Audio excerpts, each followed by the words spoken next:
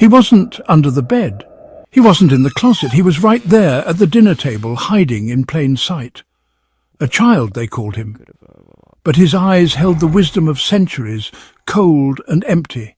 His face, pale and smooth, never aged. He never slept, he never cried. He never craved candy or toys. He craved something else, something far more sinister. He preferred the shadows lurking just beyond the reach of the flickering candlelight. His parents, their faces etched with a perpetual terror, never spoke of him. They knew the truth. Their son was not their own. He was something ancient, something evil, something that feasted on fear. His laughter was a chilling whisper, a prelude to unimaginable horrors, for he was the lullaby vampire, and every October he needed to feed. Hollow Creek, a once picturesque suburb in upstate New York, was now shrouded in fear. The vibrant hues of autumn leaves couldn't mask the palpable dread that hung in the air. Each year, as the crisp October air swept through the decaying houses, a curse descended upon the town. It was a chilling ritual, as predictable as the falling leaves. One child, always in the prime of their youth, would vanish without a trace. Snatched away in the dead of night, their laughter silenced, their bedrooms left eerily empty. The townsfolk called it the October Curse. Little did they know the truth was far more terrifying. The curse was not some abstract force, it had a face. The face of a child forever frozen in time, a child who walked among them hiding in plain sight. This year, a new family moved to Hollow Creek, oblivious to the sinister history that haunted the town. Elias, a bright-eyed boy on the cusp of his 12th birthday, was eager to make new friends. He decided to throw a sleepover, a grand birthday bash, inviting all the kids from his new school. The old Victorian house, inherited from his eccentric great-aunt, seemed like the perfect venue. Its creaking floorboards and dusty chandeliers only added to the allure of a spooky sleepover. Elias, unaware of the darkness that lurked within the town, sent out the invitations. He was in for a birthday he would never forget. His parents, blinded by their son's enthusiasm, dismissed the whispers and warnings from the wary townsfolk. They, like many before them, were about to learn that some curses are impossible to outrun. As dusk descended, painting the sky in hues of orange and purple, and the first whispers of wind rustled the autumn leaves, the air grew cooler, signalling the arrival of night. The children of Hollow Creek began to gather at the old Victorian house. Elias, bubbling with excitement, had been planning this night for weeks. He greeted each guest with a mischievous grin, his eyes sparkling with anticipation. He had planned the night meticulously, from spooky stories that would send shivers down their spines to a scavenger hunt through the darkened house, where every creak and shadow would add to the thrill. Before the festivities began, Elias gathered everyone in the living room, the dim light casting eerie shadows on the walls.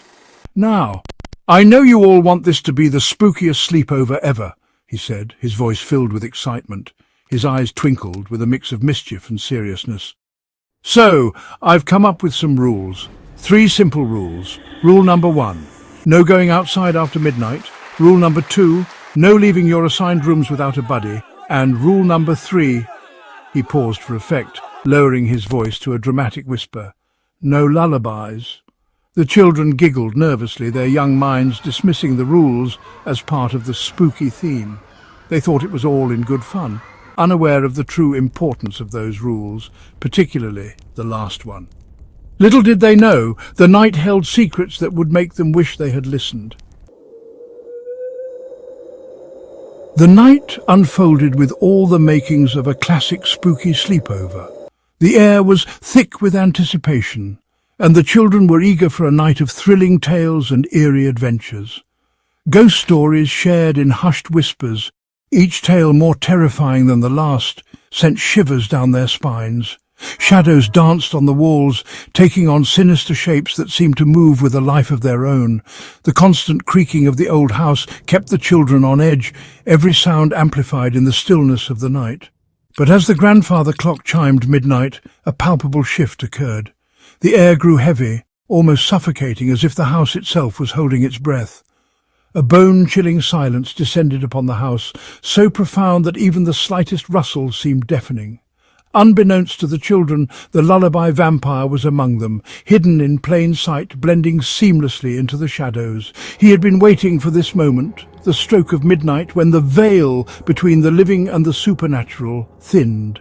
As the clock struck 12, he began to hum, a haunting melody that seemed to weave its way into the very fabric of the house. The eerie tune floated through the air, wrapping around the children like an invisible, suffocating blanket. One by one, the children felt an irresistible urge to sleep, their eyelids growing heavy, their minds clouding with drowsiness. Their bodies succumbed to the hypnotic lullaby, falling into a deep, unnatural slumber. Elias, remembering his own rule to never fall asleep during a ghost story, fought against the seductive tune with all his might. He struggled to keep his eyes open, his heart pounding in his chest as he resisted the overwhelming urge to sleep. He realized, with a jolt of terror, that the lullaby was not just a song, it was a weapon designed to ensnare and subdue. The notes of the lullaby were like dark, foreboding whispers, each one a step closer to an unknown, terrifying fate. The lullaby intensified, its melody seeping into the children's dreams, twisting them into nightmares. The once soothing tune now carried a sinister undertone, warping their innocent slumber into a realm of fear and dread. Each note seemed to tighten its grip on their minds, pulling them deeper into a dark abyss. Elias knew he had to act fast. Time was running out, and the children's lives were at stake. He couldn't let the curse claim another victim. His resolve hardened as he prepared to face the malevolent force head-on. He remembered his great-aunt's journal, filled with tales of the October curse and the lullaby vampire. The journal was a treasure trove of knowledge detailing the horrors that had plagued their family for generations. It spoke of the dark entity that thrived on the fear of children, feeding off their nightmares. There was one way to break the curse, one weapon against the hypnotic melody. The journal hinted at an ancient artifact, a music box that could counteract the vampire's song. Elias knew he had to find it, no matter the cost. He rummaged through the dusty attic, his heart pounding, and found it, a worn-out music box, its silver tarnished with age. The box was small and unassuming, but Elias could feel its power. It was the key to saving the children. As he cranked the handle, a discordant tune, jarring and chaotic, filled the air. The sound was unsettling, a stark contrast to the lullaby's haunting melody. It was as if the music box was fighting back, pushing against the vampire's influence. The lullaby faltered, its hypnotic hold weakening. The children began to stir, their minds slowly breaking free from the nightmare's grasp.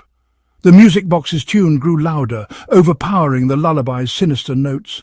The lullaby vampire howled in fury, his form flickering, his youthful mask slipping. His true nature was revealed, a hideous creature born of darkness and fear. He writhed in agony as the music box's power took hold. The children, jolted awake by the discordant music, screamed in terror as they saw the true face of their host, a grotesque parody of a child, its eyes glowing red, its mouth twisted into a menacing grin. The nightmare was over, but the memory of the lullaby vampire would haunt them forever.